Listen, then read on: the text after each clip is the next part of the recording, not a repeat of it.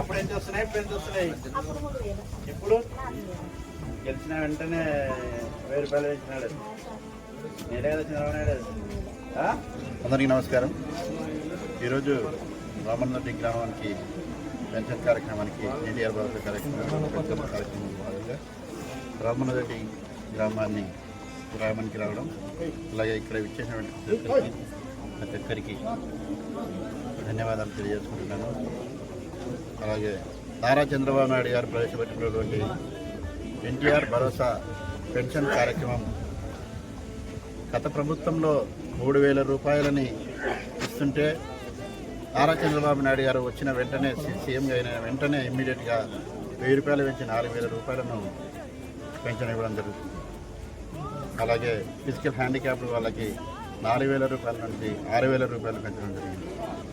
అంటే ఇలా సంక్షేమ పథకాలని నారా చంద్రబాబు నాయుడు ఇచ్చుకుంటూ వెళ్తున్నాడు. నువ్వని ఇది నీదని ఇది నిజమని అనుకున్నావా? కాదుగా నువ్వు అనుకుంది, ఇది కాదుగా నువ్వు వెతికింది. ఏదని బదులేదని ఒక ప్రశ్నలా నిలుచున్నావా?